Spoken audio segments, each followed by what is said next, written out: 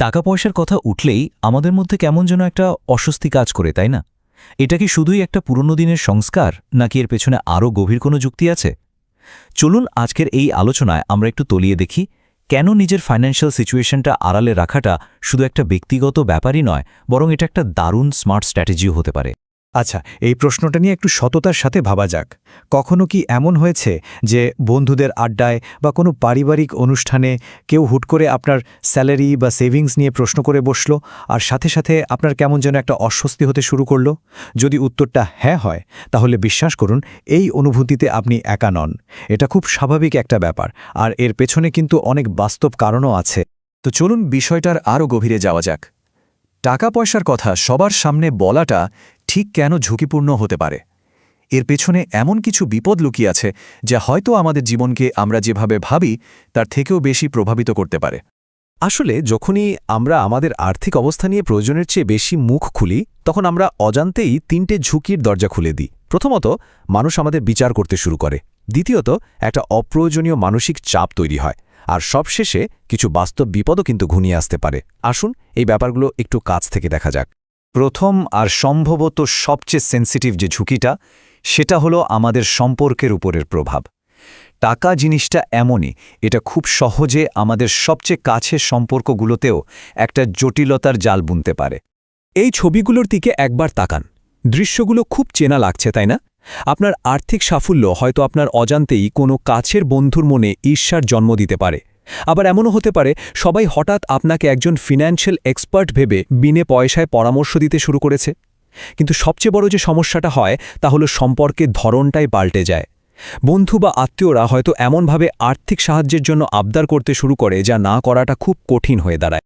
কথাটা শুনতে খারাপ লাগলেও এটাই কিন্তু সত্যি। যখনই আলোচনার টেবিলে টাকার প্রসঙ্গ চলে আসে, তখন বিশ্বাস আর ভালোবাসার মতো শক্ত ভিতগুলো কেমন যেন নড়বড়ে হয়ে যায়। এটা একটা কঠিন বাস্তবতা যা আমাদের মেনে নিতেই হয়। আচ্ছা, সম্পর্কের ঝুঁকির দিকটা তো গেল। এবার চলুন আরেকটু সিরিয়াস একটা বিষয়ে কথা বলি, আর সেটা হলো ব্যক্তিগত নিরাপত্তা। চলুন দেখি আর্থিক স্বচ্ছতা কিভাবে আমাদের নিজেদেরকেই বিপদের দিকে ঠেলে দিতে পারে। আজকের এই ডিজিটাল যুগে এটা একটা ভয়ঙ্কর সত্যি। আপনার আর্থিক সচ্ছলতার কথা যখন লোকমুখে ছড়িয়ে পড়ে, তখন আপনি অনলাইন স্ক্যামার বা নানা রকম প্রতারকদের জন্য একটা সহজ টার্গেটে পরিণত হন। শুধু তাই নয়, চুরি বা বিভিন্ন ধরনের ম্যানিপুলেশনের ঝুঁকিও কিন্তু অনেকখানি বেড়ে যায়। তাই বলা যেতে পারে যে আর্থিক গোপনীয়তা আসলে একরকম সেলফ ডিফেন্সের মতো কাজ করে।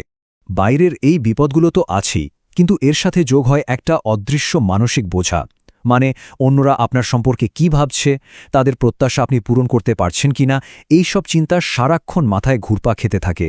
ফলে নিজের মতো করে শান্তিতে থাকাটাই যেন কঠিন হয়ে পড়ে।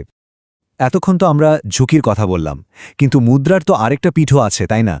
চলুন এবার দেখি এই গোপনীয়তার আড়ালে আসলে কি ধরনের চিত্র বা প্রজ্ঞা লুকিয়ে আছে।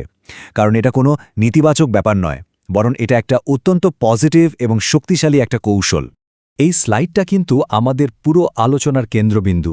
দেখুন, এখানে দুটো শব্দের মধ্যে আকাশ পাতাল তফাৎ তুলে ধরা হয়েছে। একটা হলো আর্থিক তথ্য লুকিয়ে রাখা বা সিক্রেসি, যেটা সাধারণত ভয় বা লজ্জা থেকে আসে, আর অন্যটা হলো আর্থিক গোপনীয়তা বা প্রাইভেসি, যা কিন্তু একদমই আলাদা একটা কনসেপ্ট। এটা হলো নিজেকে রক্ষা করা, মানসিক শান্তি বজায় রাখা এবং নিজের জীবনের হ্রাস নিজের হাতে রাখার জন্য নেয়া একটা সচেতন স্ট্র্যাটেজিক সিদ্ধান্ত। সুতরাং মূল কথাটা হলো আর্থিক গোপনীয়তা মানে লুকিয়ে থাকা নয়। এর আসল মানে হলো নিজের জীবনের গল্পটা নিজের নিয়ন্ত্রণে রাখা, অন্য কেউ সেটাকে নিয়ন্ত্রণ করবে না। এটা আসলে নিজের ভালো থাকার আর শক্ত হয়ে দাঁড়ানোর একটা উপায়। তাহলে এই কৌশলটা জীবনে কাজে লাগালে কি লাভ হতে পারে? প্রথমত, মানসিক শান্তি, কারণ তখন আর কে কি ভাবল সেই চাপটা থাকে না। দ্বিতীয়ত, কৌশলগত নিয়ন্ত্রণ, মানে কখন কাকে কতটুকু জানাবেন সেই সিদ্ধান্তটা পুরোপুরি আপনার। আর তৃতীয় এবং সবচেয়ে গুরুত্বপূর্ণ হল স্বাস্থ্যকর সম্পর্ক।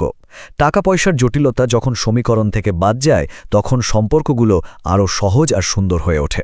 আমরা আমাদের আলোচনার প্রায় শেষ পর্যায়ে চলে এসেছি। তো এতক্ষণ ধরে যা কথা হলো তা থেকে আসল শিক্ষাটা কি? আমাদের ঠিক কি করা উচিত? সবটা মিলিয়ে সারমর্ম করলে এটাই দাঁড়ায়, সবকিছু বলে দেওয়ার বদলে একটু বিচক্ষণ হওয়াটা অনেক বেশি শক্তিশালী একটা পদক্ষেপ। আর এই একটা সিদ্ধান্তই কিন্তু আমাদের একটা অনেক বেশি নিরাপদ আর চাপমুক্ত জীবন দিতে পারে। শেষ করার আগে আমি একটা প্রশ্ন রেখে যেতে চাই। একবার ঠান্ডা মাথায় ভেবে দেখুন তো, আপনার এই নীরবতাই কি আপনার সবচেয়ে শক্তিশালী আর্থিক হাতিয়ার হয়ে উঠতে পারে? এই একটা চিন্তাই হয়তো টাকা পয়সাকে দেখার পুরো দৃষ্টিভঙ্গিটাই বদলে দিতে পারে।